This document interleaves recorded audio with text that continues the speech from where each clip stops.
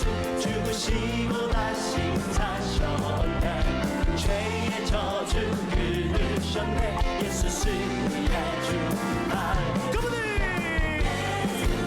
우리 다 함께 목소리 높여 찬양합니다. 할렐루야.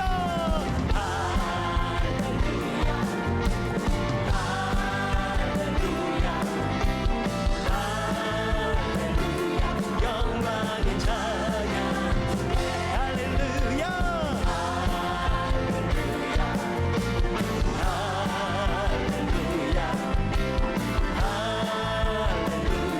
영광의 찬양. 우리 이번에는 보좌에 앉으신 주 영원토록 다스리시나. 예수 사단 정복하고 사권세 무너뜨렸네.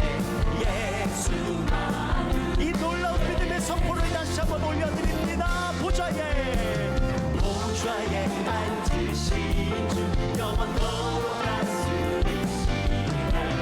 예수 사단 정복하고 사권세 무너뜨렸네. 그분이 예수만은 예주. 할렐루야.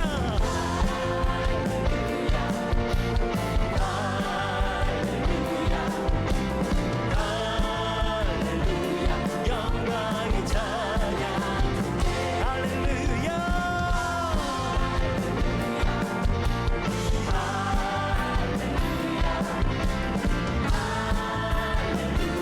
영광의 찬양 주께요.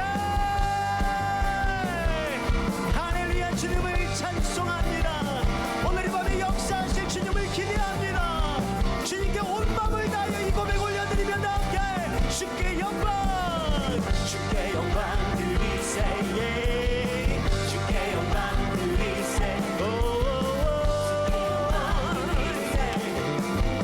주께 영광 주께 영광 드리세.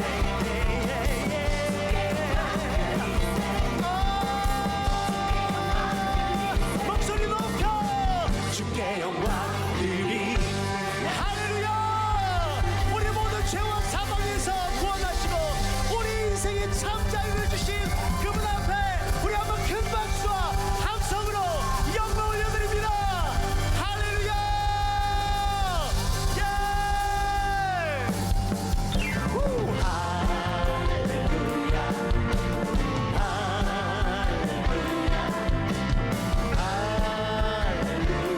영광의 찬양. 할렐루야.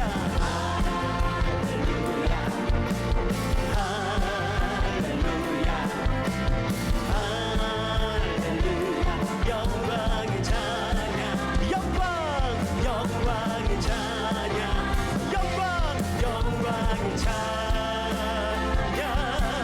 주께. 할렐루야. 다시 사신 예수 그리스도 부활의 참 소망이 되시며 오늘 주님의 능력이 우리의 삶을 통치하고 다스려 주시는 줄 믿습니다. 우리의 참된 왕 되신 그분 앞에 다시 한번 큰 박수로 영광 올려드립니다. 할렐루야.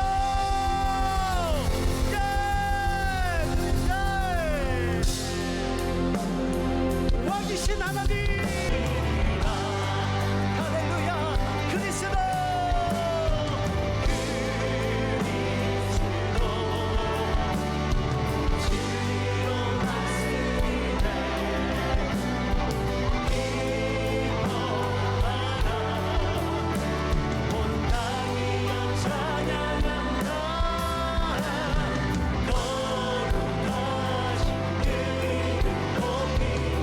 할렐루야.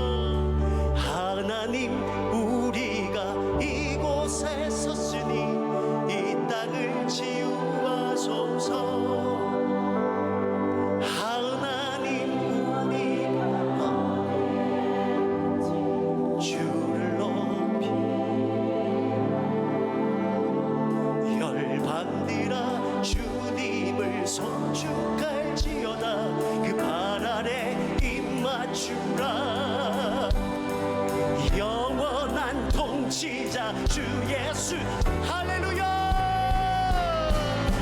하나님 우리가 이곳에 섰으니 지켜소서 하나님 우리가 어디에 있는지 주를 높이리라 받으라 주님을 송축할지어다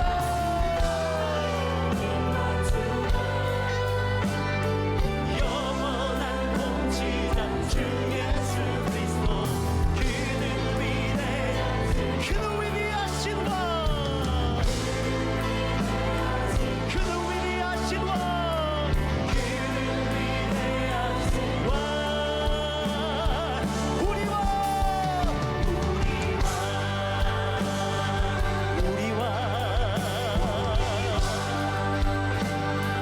우리와 할렐루야 우리와 우리 진정한 왕 되신 그님을 송축합니다 우리와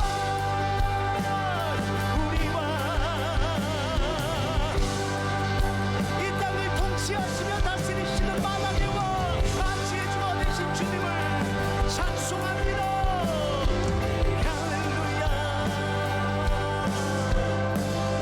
우리와 할렐루야 우리 하나님 말씀 히브리서 11장 24절부터 26절을 보겠습니다. 히브리서 11장 24절부터 26절. 자, 우리 같이 짧기 때문에 보겠습니다. 우리 24절부터 26절까지 시작. 믿음으로 모세는 장성하여 바로의 공주의 아들이라 칭함받기를 거절하고 드디어 하나님의 백성과 함께 고난받기를 잠시 죄악의 낙을 누리는 것보다 더 좋아하고 그리스도를 위하여 받는 수모를 애굽의 모든 보화보다 더 큰 재물로 여겼으니 이는 상 주심을 바라봄이라. 자, 우리가 신앙생활에서 가장 많이 사용하는 단어가 뭘까요? 그 중에 하나가 믿음일 것입니다.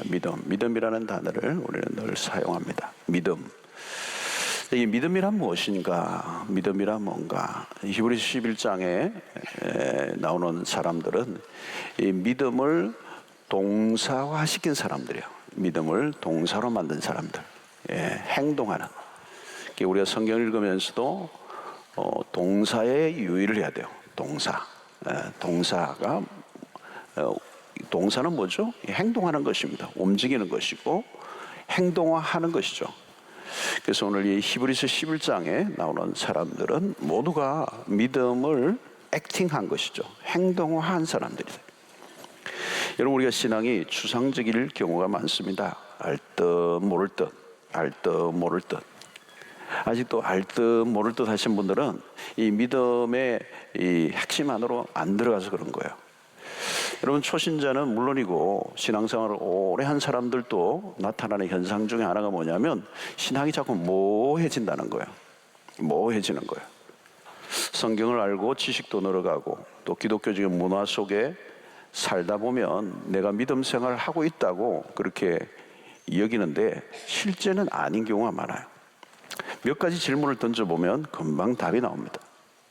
그러니까 우리가 정신을 차리지 않으면 사변화된 신앙생활을 하기가 쉽다는 거예요. 사변화된 신앙. 이 사변화된 신앙이라는 것은 행동보다 지식에 더 우선되는, 지식을 축적하는 것으로 집중된 그런 신앙이 사변화된 신앙입니다. 아는 것은 많은데 행동은 자꾸 줄어드는 거예요. 그러나 신앙은 그런 게 아니에요. 이 고용화되어 있는 게 아니고 움직이는 거라는 거예요. move, 굉장히 움직이는 다이나믹이 바로 신앙인 것입니다. 오늘 11장에 등장하는 인물들은 많이 여러 명이 나옵니다. 다 다른 시대에 살았죠. 삶의 모양과 방식은 다 달랐는데 공통점이 하나 있어요. 그게 뭐냐면 믿음이라는 공통점이에요. 그들의 삶에 뚜렷하게 드러나는 믿음이 있다는 거죠. 그들에게는 꿈틀거리는 아주 정지 화면이 아니고 끊임없이 어떤 에너지를 가지고 행동하는, 행동력을 나타내는 믿음을 그들이 가지고 있습니다. 오늘 우리는 이 모세를 우리 잠시만 보려고 합니다. 24절을 보면 믿음으로 모세는 장성하여 바로의 공주의 아들이라 칭함 받기를 거절하고 이 동사들을 우리 잘 봐야 돼요. 여기 첫 번째는 믿음으로 모세는 장성했다는 이 단어 나와요. 자, 이 장성하여 바로의 공주의 아들이라 칭함 받기를 거절했다. 그런데 이 장성했다는 게 어느 정도 나이를 말하는가? 이 장성했다라고 하는데 모세가 어느 정도 나이에, 자, 스데반의 설교 가운데 언급되는 게 하나 있습니다. 사도행전 7장 22절 23절을 보면 모세가 애굽 사람의 모든 지혜를 배워 그의 말과 하는 일들이 능하더라. 나이가 40이 되매 그 형제 이스라엘 자손을 돌볼 생각이 나더니, 나이 40이 되매, 지금 이게 이제 일치를 하고 있죠. 중요한 언급이에요. 나이 40이 되매 그 형제 이스라엘 자손을 돌볼 생각이 나더라는 거. 이 중요한 자각입니다. 중요한 자각이 일어난 거. 애굽에서 이 모세가 40년의 이 궁궐 생활을 보내잖아요. 근데 나이 40이 되면서 각성이 온 겁니다. 각성이. 터닝 포인트죠. 존재론적인 어떤 자각이 온 거죠. 내가 누구지? 내가 어떻게 살아야 되지? 이렇게 살아도 괜찮아? 이런 존재론적인 질문이 오는 거예요. 존재론적인 질문이 온 것입니다. 여러분, 이게 사람마다 다 다를 수는 있지만 중요한 것은 이 터닝, 이 포인트가 있어야 된다는 거예요. 내가 누구인가 하는 거죠. 내가 이대로 살아도 괜찮나? 이런 질문에 대한 답을 해야 되고, 답해야 될 때고, 이게 모세는 지금 40에 그게 왔다는 거예요. 이게 자신의 삶에 대한 거룩한 불만족입니다. 왕실에서 공주의 아들로 불편함 없이 살고 있는데 거기에 대한 어떤 거룩한 불만족이 일어난 겁니다. 여러분, 우리가 이제 이런 때가 있어요. 어떤 사람은 고등학생 때도 있고요, 중학생 때도 될 수도 있고, 뭐 청년 때도 될 수도 있고, 아니면 직장을 다니다가 될 수 있어요. 뭔가 안 채워지는 거죠. 밥을 먹었는데도 좀 허전한 거, 돈을 벌어도 뭔가 공허가 찾아오는 거. 사람들이 인정해주고 박수를 다 쳐주는데도 왠지 채워지지 않는 뭐가 오는 거예요. 여러분, 이 모세가 이 궁궐에서 바로의 공주의 아들이잖아요. 다 누리고 있어요. 그럼 불편 없어야죠. 최고의 하이 레벨, 하이 클래스에서 모든 걸 다 누리고 있는데 거기에 뭐가 안 채워지는 거죠. 안 채워지는 거. 여러분, 인간이 이런 거예요. 하나님이 그렇게 만들어 놨어요. 배부르다고 만족하고 돈 있다고 만족할 수 있는 존재가 아니에요. 뭔가가 온 거예요. 부족함이 없이 사는 그런 생활 속에, 그 당시 여러분 애굽은 문명의 최고를 자랑하는, 최고의 문명을 자랑하는 문명 국가의 왕실이 한가운데 있었으니 모두가 남부로 하는 그런 자리에 있는데 이 채워지지 않는 뭐가 오는 거죠. 그때가 언제요? 모세가 장성하여, 오늘 여기 스데반의 설교에 하면 나이 40이 되매 자기 민족을 돌아볼, 고통받는 자기 민족을 돌아볼 마음이 생겼다. 이게 자기라고 하는 세계를 벗어나는 거죠. 자기 스스로를 위하여 살아갔던 인생에서 뭔가 채워지지 않는 돌파구, 그런 변화의 시점을 맞은 거죠. 그래서 오늘 뭐라 그랬어요? 24절 다시 보면 믿음으로 모세는 장성하여 바로의 공주의 아들이라 칭함 받기를 거절했다는 거예요. 굉장한 대목이 나온 거예요. 여러분, 역사가 요세푸스에 의하면 바로의 딸은 무남동녀였다는 거예요. 무남동녀. 그러니까 그 무남동녀의 동녀였으니까, 거기에 아들로 입양이 됐으니까 모세가 왕위로 오를 수 있는 위치에 있었던 거예요. 뭐 정확한 어떤 그런 역사의 자료는 아니지만 그런 설이 있어. 사실 유무와 상관없이 모세는 이 권력과 부와 명예를 다 누리고 있었던 것은 분명합니다. 고대 사회에서 왕위 계승자라는 것은 엄청난 거죠. 엄청난 거. 그 권력의 자리를 내려놓는 거. 바로의 아들이라 칭함을 거절한다는 거죠. 그 권력의 자리, 또 왕위 계승의 그 위치를 거부하는 거예요, 여러분. 여러분, 권력의 맛은 대단한 거예요, 여러분. 권력은 대단한 거죠. 여러분, 권력 안 가져와서 잘 모르시죠? 권력을, 지금도 막 권력을 가지고 다 달아야지. 여러분 직장에 가도 권력이 있잖아요, 여러분. 그죠? 보스가 되겠다, 이 권력이잖아요, 그죠? 상층부로 가는 거죠, 그죠? 점점 그 권력을 가지면, 그죠? 자기에게 주어지는 특권들이 생기잖아요, 그죠? 다른 사람을 막 다스리고 통제하고, 그거 대단한 거죠, 대단한 거죠. 예, 자기에게 특권이 주어지는 거. 여러분, 인간은 이 권력의 의지가 있어요. 권력의 욕구. 이게 인간의 근본적인 거예요. 권력의 의지가 있다는 거죠, 그죠? 이것은 모든 인간에게 있는 거예요. 근데 오늘 그것을 거절한다는 거예요. 거절한다. 사람들은 한번 잡으면 놓지 않으려고 그러는데 지금 모세는 그걸 거절했다는 거예요. 바로의 아들의 공주라 일컬음을 거절했다. 거절한 거, 리젝트 했다는 거예요. 여러분, 왕실의 특권을 한번 맛보면 그 맛을 포기하기 어렵죠, 여러분. 여러분, 상류사회에서 누리는 이 클래스가 다르잖아요. 클래스가 다르잖아요. 모든 게 최고죠, 그렇죠? 그냥 럭셔리가 아니에요. 프리미엄 럭셔리예요. 모든 게 최고를 누렸던 사람.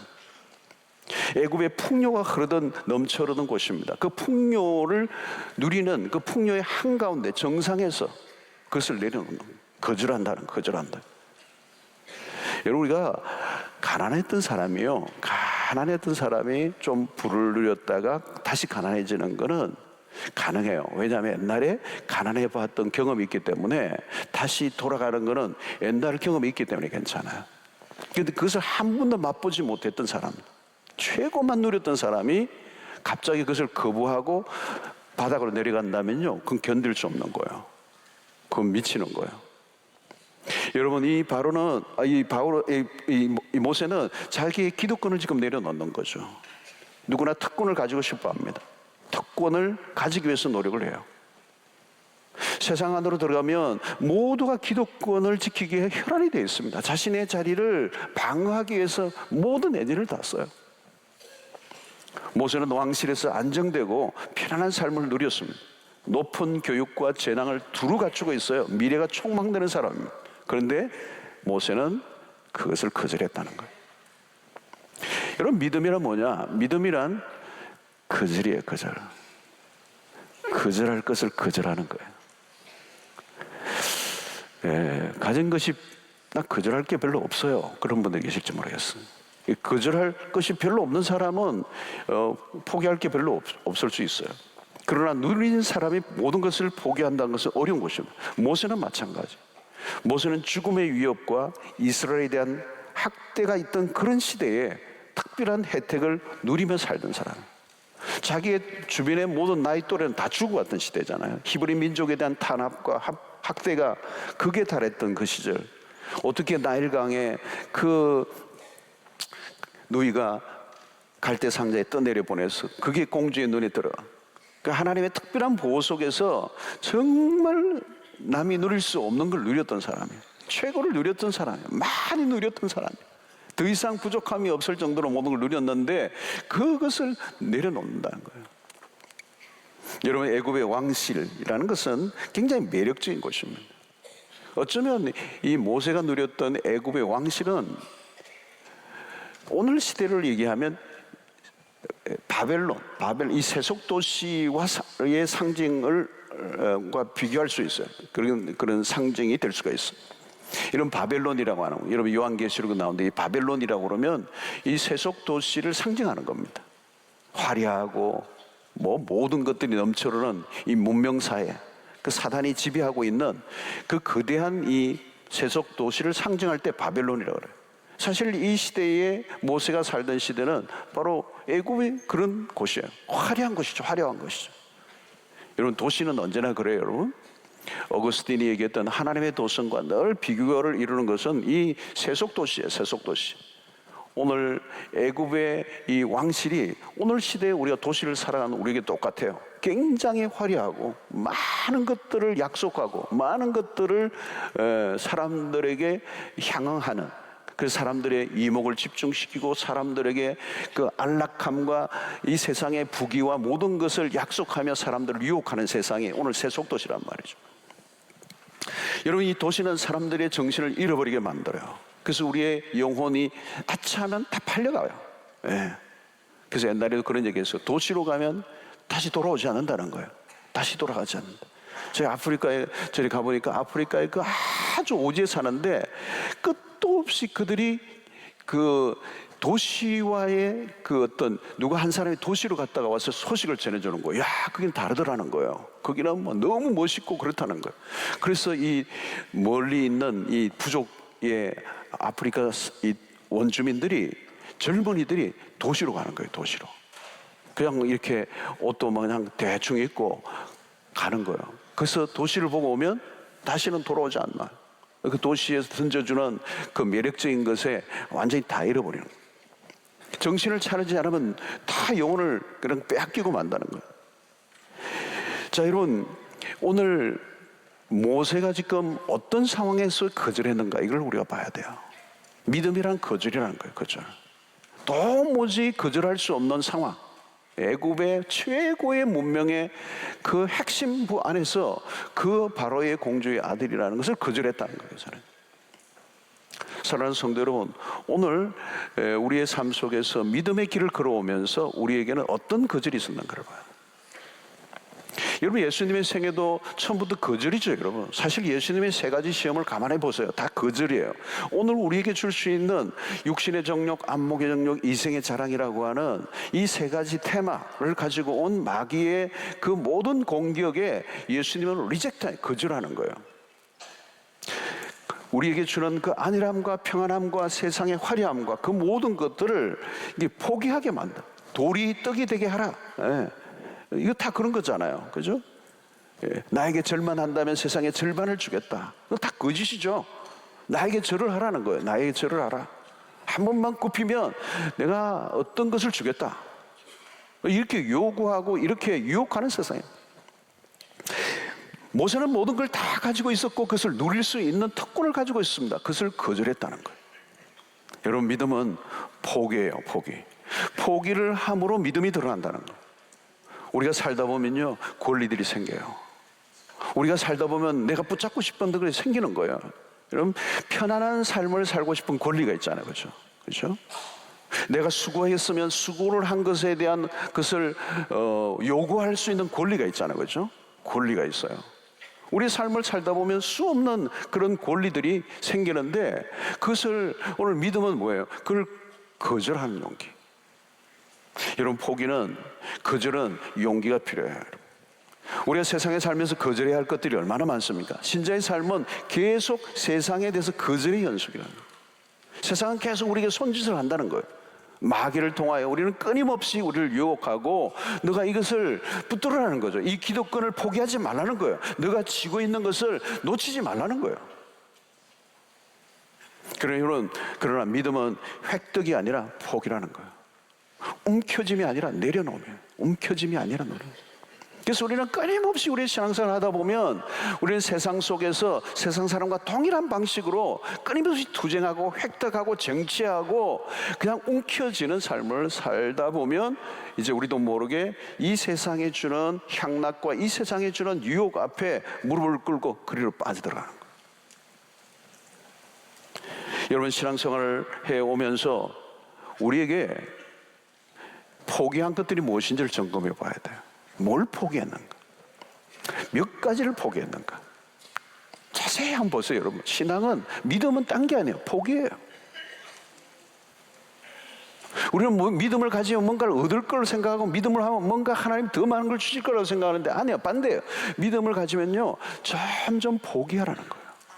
이 세상에 주는 향응, 이 세상에 주는 유혹, 이 세상에 주는 어떤, 그래서 우리의 욕망을 부추기고 끊임없이 탐욕하게 만드는 그 마귀의 모든 유혹으로부터 우리를 점점 그걸 거절하고 그걸 포기하고 내려놓으라는 거예요.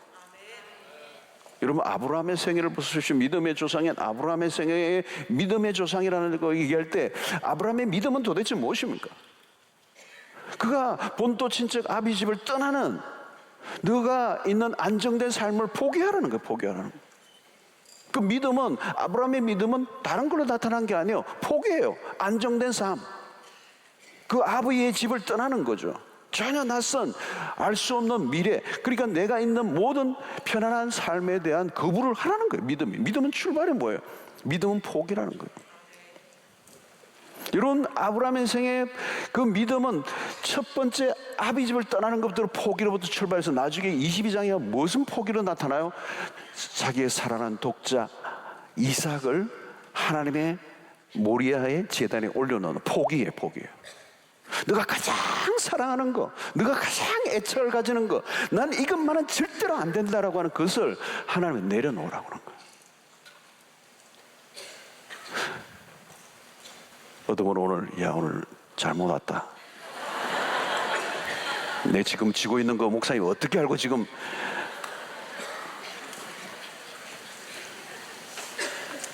포기하라는 거예요, 여러분. 우리는 막 믿음으로 쟁취하고 얻고 성취하고 내가 어떤 막 자리에 도달하고 막 이런 꿈과 야망을 가지고 있는 거예요. 그래서 그런 기도를 할 때마다 우리는 막 기도가 세요, 그냥 세게. 예? 그래서 쌍시옷자를 넣은 거잖아. 뭐 주실 줄로 믿습니다. 그러고 그냥 예? 막 바들바들 떨고 그러잖아요. 안 주시면 난 뭐 안 갑니다. 그러고 막. 이런 마귀는 그래요. 너가 쥐고 있는 걸 놓치지 말라는 거예요. 뺏기지 말라는 거예요. 향유하라는 거예요. 그건 누리라는 거예요. 너의 특권이야. 너의 자유야. 예수님의 시험이 그거예요, 여러분. 너의 힘을 사용하라는 거예요. 너가 가지고 있는 능력을 이용해서 돌들이 떡이 되게 하라는 거예요. 모든 사람에게 칭송을 받고 박수를 받고 너가 누리라는 거예요, 여러분. 그래서 우리는 끝도 없이 움켜쥐죠. 여러분, 예수를 믿으면서 내가 몇 가지를 포기했는가를 한번 생각해 보세요. 뭘 포기했는가? 주님을 따르면서 내가 뭘 포기했느냐는 거예요. 그리고 어떤 것이 가장 어려웠느냐는 거예요.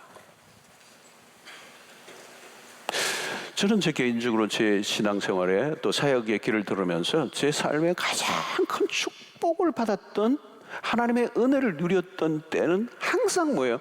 포기를 통하여 주어진 은혜예요. 포기했어요. 포기를 하게 하셔요. 제가 애착을 가지면 그걸 포기하게 하시더라고요. 하나님은요 굉장히 눈치가 빠르신 분이에요. 뭔가 내가 그걸 안정감으로 여기고 하면요 포기를 하게 하세요. 너 그게 너의 안전인 줄 아느냐? 너가 그것이 너의 안정감을 주는 거냐? 그게 너의 삶을 지켜주는 것이라고 믿느냐? 포기하라는 거예요. 포기하면 죽을 것 같죠? 그렇지 않아요. 우리의 손에 쥐고 있는 걸 내려놔야 하나님이 우리에게 다른 기회를 주세요. 내가 움켜쥐고 있으면요 그래 그거 먹고 떨어져. 그런 하나님이 아니지만 하나님의 다른 축복을 누리지를 못해요. 자, 여러분, 이와 함께 이 거절과 함께 따라오는 게 뭡니까? 왜 이런 바로의 아들이라 공주의 일컴을 거절하는 거예요? 거절하는 이유가 뭘까? 다른 선택을 위해서요. 포기는 선택을 위한 것입니다. 거절이 있어야 선택을 할 수 있어요. 바로의 공주의 아들이라 칭함을 거절하죠. 거절함으로 다른 하나님의 부르심에 반응할 수 있어요. 여러분, 삶에 기회가 오지 않는다고 생각하는 사람도 있을 거예요. 왜 내 삶에는 기회가 없지? 왜 하나님이 나에게 기회를 주시지 않지? 거절하지 않았기 때문에. 여러분, 무엇인가를 내려놓아야 다른 기회가 와요. 과거와 단절해야 미래가 열려요. 움켜진 것을 내려놓아야 거기에 하나님의 다른 하나님의 말씀이 주어져요. 여러분, 놀라운 일이야. 하나님이 기회를 주세요. 새로운 길을 열어주신다는 거야. 이제 한 번도 꿈꿔준 적이 없던 길이 열리기 시작합니다. 여러분, 거절한 사람에게 기회가 주어져요. 오늘 25절이 그 말씀이잖아요.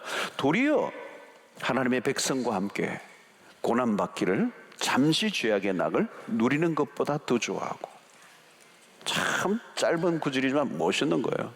하나님의 백성과 함께 고난받기를 잠시 죄악의 낙을 누리는 것보다 더 좋아했다는 거예요. 그리스도를 위하여 받는 수모를 애굽의 모든 보화보다 더 큰 재물로 여겼다. 여러분, 여기 가치의 변화가 일어났죠. 모세에게 일어나는 변화는 가치관의 변화예요. 모세는 애굽의 모든 보화를 본 사람입니다. 그죠?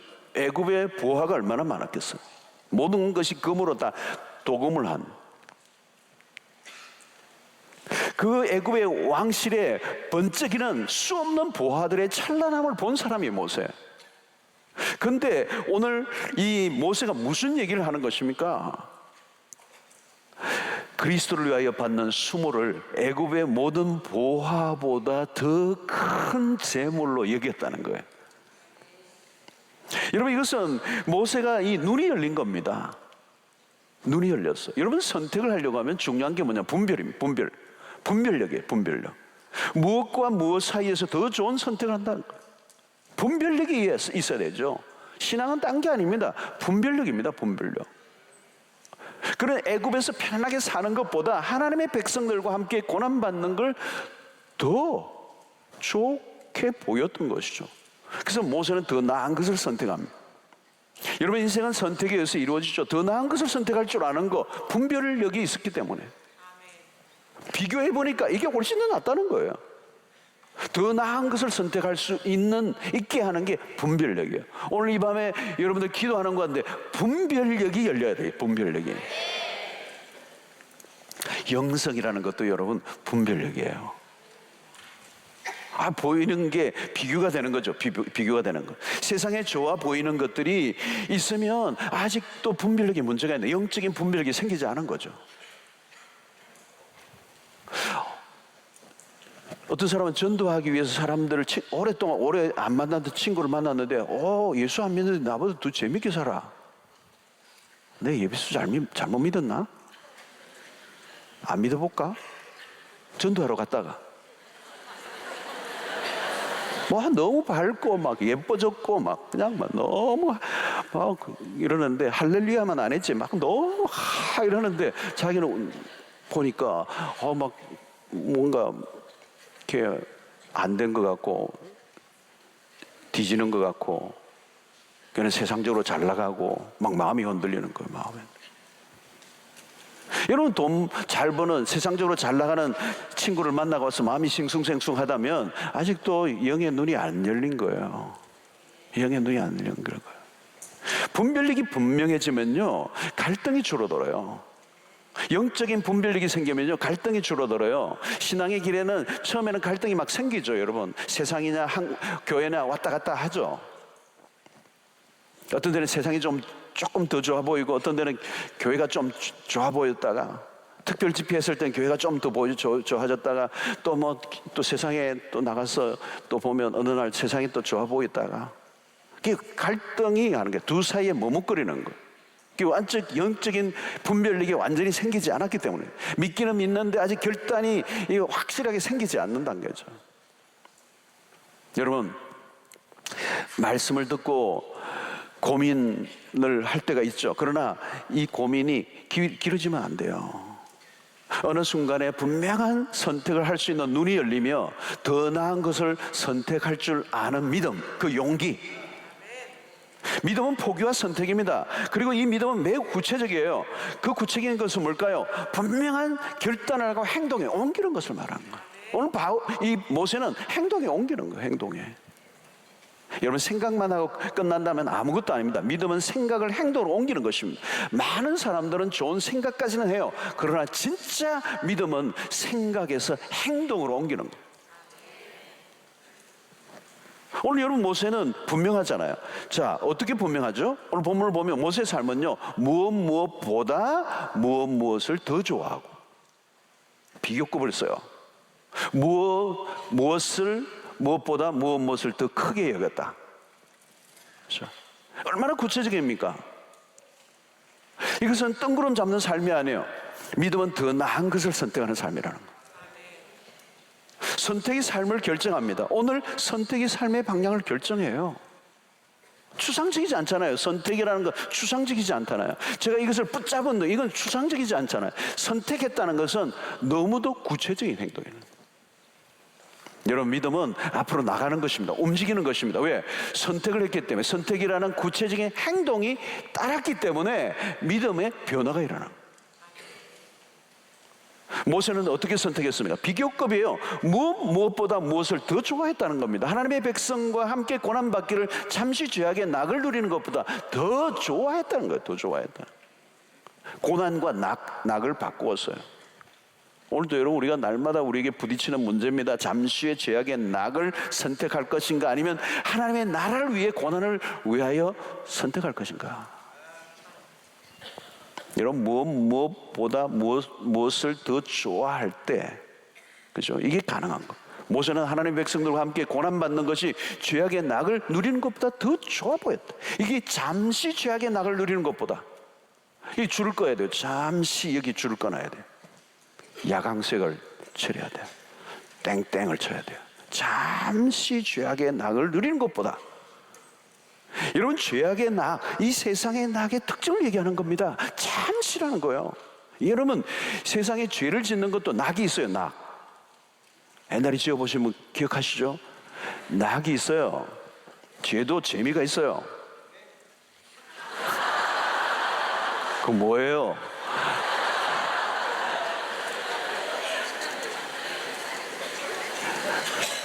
재미도 있고 죄가 주는 재미가 있잖아요. 그렇죠? 사람들이 빠지는 이유는 그 세상의 그 낙이, 그 즐거움이 끌어당기니까요. 그렇죠? 근데 그게 뭐예요? 잠깐이라는 거예요. 잠시 죄악의 낙을 누리는 것보다. 여러분, 죄악은요, 낙이 있어요. 근데 그 낙으로 끝나지 않아요. 낙으로 끝나지, 짧게 끝나지만, 짧게 끝나는데 그게 짧게 끝나지 않아요. 죄악의 낙은 후유증이 있어요. 대가를 지불해야 돼요. 별별 대가, 질병이 찾아올 수도 있고, 몸이 망가질 수도 있고, 이렇게 감옥에 갈 수도 있고, 별일이 다 일어나는 거예요. 후유증이 있어요, 여러분. 쓰라린 고통이 찾아온다는 거예요. 사람들이 죄를 지을 때는 그걸 모르죠. 그 죄의 낙은 반드시 대가를 지불해야 돼요. 짧은 즐거움, 긴 고통.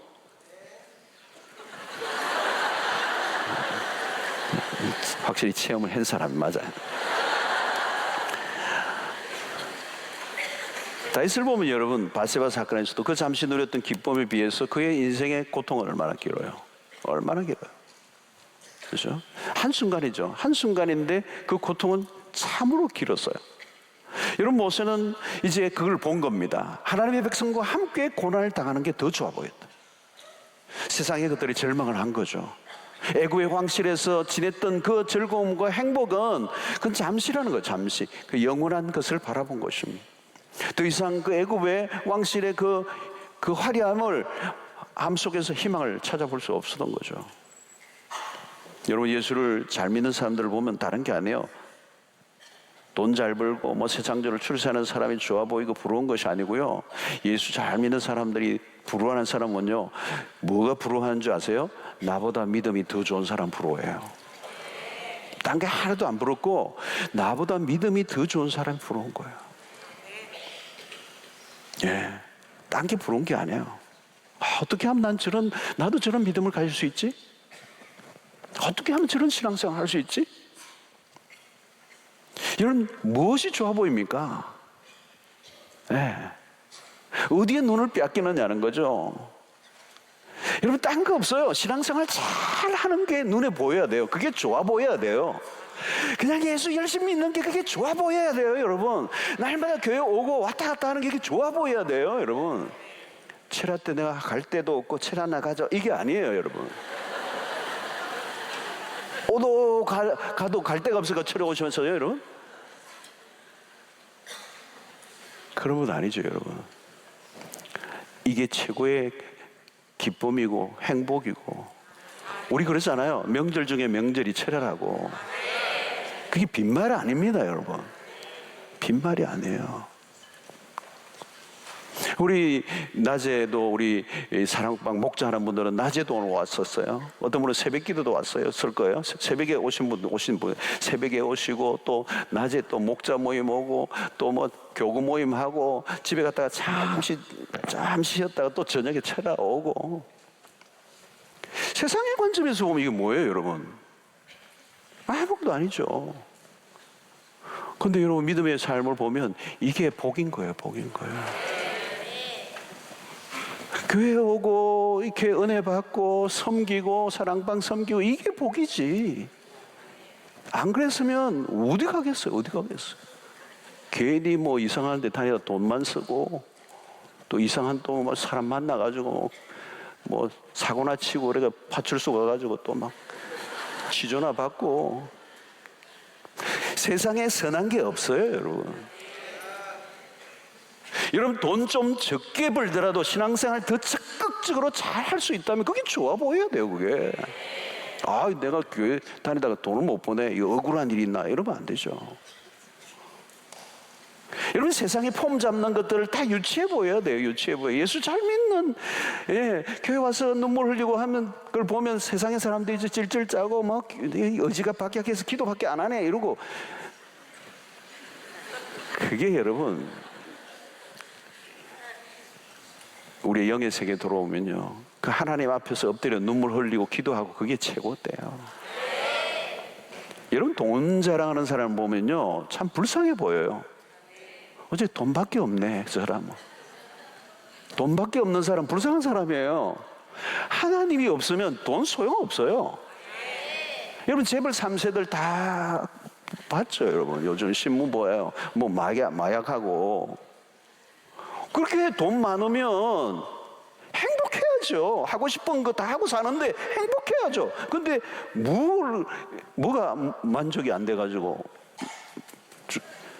마약 주사를 맞고 말이죠. 온 다리가 그냥 엉망진창이 되고. 여러분 세상에 무엇이 좋아 보입니까? 멋있어 보입니까? 모세는 지금 이걸 보았다는 거예요.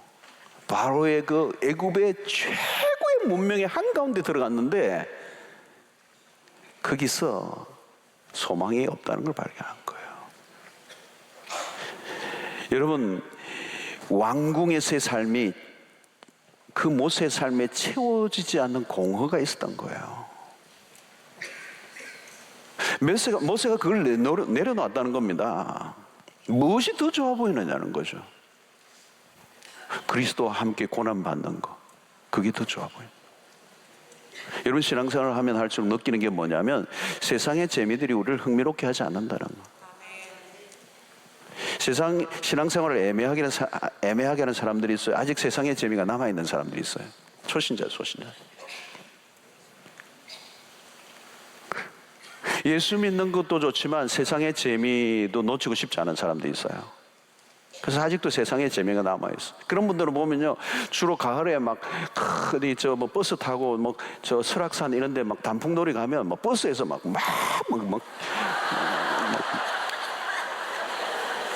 우리 교회는 그런 거 없는데 뭐 그냥 뭐 오만 노래가 다 나와. 그냥 뭐 아는 가사가 없네. 홍도야 울지 말라 이거부터 시작해서 그냥 막 버스에서 노는데 이야 저분들 그동안 어떻게 참았나. 그렇게 저렇게 놀고 싶어서 어떻게 살았나. 세상 노래가 다 나오고 막 세상 춤이 다 나오고 막 그 나중에 내릴 때는 다 부끄러워가지고 다 어떻게 세상에 그 재미가 그렇게 즐기고 싶은 게 그 참아 왔느냐는 거예요, 여러분. 뭐가 세상의 즐거움과 그 화려함과 유혹이 남아 있느냐는 거예요. 여러분 진짜 은혜를 받으면요 세상의 낙에 대해서 흥미를 잃어버려요. 이전에 그렇게 좋아하던 게 별로 관심이 없어져요. 우리 참여하는 분들도 있는데 여러 간정들에서 우리 교회 한두 분이 아니더라고요. 명품이란 명품에 관심이 많고 명품만 찾았는데 이 철화에 와가지고 싹 갚버렸대. 그 남편 진짜 수지 맞았어.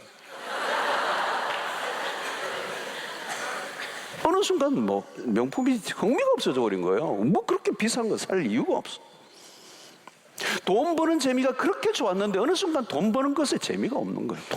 그게 뭐가 그렇게 재미있는. 취미도 이상하게 바뀌어요. 취미도 옛날에는 이상한 취미에 딱 걸려가지고 돈도 들고 막 시간도 들고 내가 옛날에 왜 그런 걸 그렇게 좋아했는지 이상한 거예요. 이게 맛이 싹 가버린 거예요. 맛이 싹 가버린. 세상의 것들이 시시해지는 겁니다. 어떤 것은 한심해 보이는 거. 한심해. 돈을 준다고 해도 안 하고 싶어. 이런 세상 안으로 조금만 들어가 보면 우리가 찾고 있는 게 없어요. 천박하게 이를 데 없고요. 이것저것 다 해봤는데 안 채워지니까 마지막 단계 마약이에요. 그 마약 전 단계가 술이고, 한 테이블에 1억짜리 술 먹고 죽을 술이에요. 여러분, 세상에 좋은 것들에 대한 거룩한 무관심이 일어나야 돼요. 그게 정상이에요. 내가 그걸 한다 안 한다가 아니라 아예 거룩한 무관심이 생기는 거죠. 왜? 새로운 관심이 생겼기 때문에. 26절의 이 말씀이 그거예요. 그리스도를 위하여 받는 수모를 애굽의 모든 보화보다 더 큰 재물로 여겼으니. 이 여겼다라고 하는 이 말은, 모세가 선택한 이 결단은 순간적으로 그냥 일어난 일이 아니라는 거예요. 이 여겼다라고 하는 이 말은 깊이 생각했다는 겁니다. 충동적이고 우발적인 생각에 의해서 한 게 아니고 충분한 비교 검토 후에 결단했다는 얘기예요. 아무리 생각해도 그것은 비교할 수 없는 가치를 가졌다는 걸 깨달은 거죠. 그리스도를 위하여 받는 능력이 애굽의 모든 보화와 비교가 안 된다는 걸 그가 깊이 뼈저리게 깨닫고 결정을 했다는 거예요. 성도 여러분, 우리의 삶은 그냥 즉흥적으로 살면 안 돼요. 인생에 대한 깊은 통찰력을 가져야 돼요. 인생의 중요한 문제에 대한 깊은 묵상을 해야 되고, 인생은 게임이 하고 도박이 아니에요. 우리는 분명한 영적인 분별력을 가지고 하나님 우리의 눈을 열어주심으로 정말 뚜렷한 비교에 의해서 선택하게 하는, 결단하게 하는 게 믿음인 줄로 믿습니다. 세상의 사람의 눈으로 보면 신자의 삶은 미친 것 같은 때가 있지만, 믿음의 눈으로 보면 지극히 정상인 삶. 그래서 믿음을 가지고 있는 사람, 믿음을 가지고 있지 않은 사람들의 관점에서 신자의 삶을 보면 이건 말도 아니고 미친 것 같아 보여요. 그게 정상이에요, 여러분.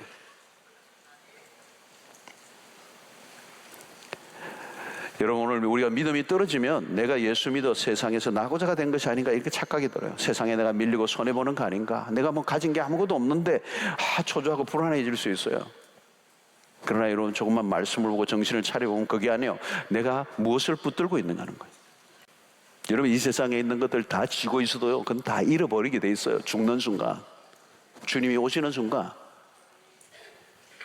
근데 믿음의 사람들이 가지고 있는 그 영원한 나라는 누구도 빼앗아갈 수 없다.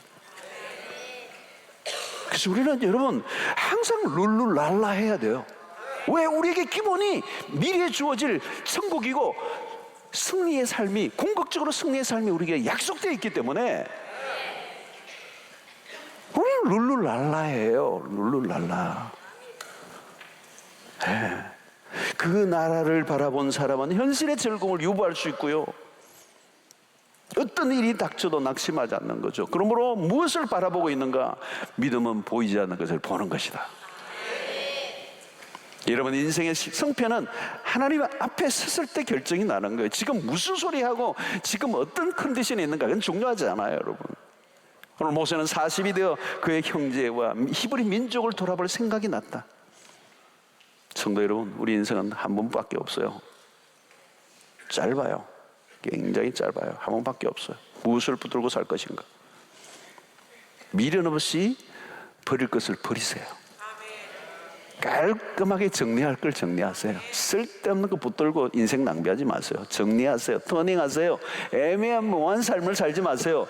궁극적으로 붙잡아야 될 것을 선택하세요. 그리스도에게 초점을 맞추세요. 그리스도를 위하여 고난받는 것이, 오늘 모세가 우리에게 메시지 주는 거예요. 그리스도를 위하여, 그리스도를 위하여, for Christ.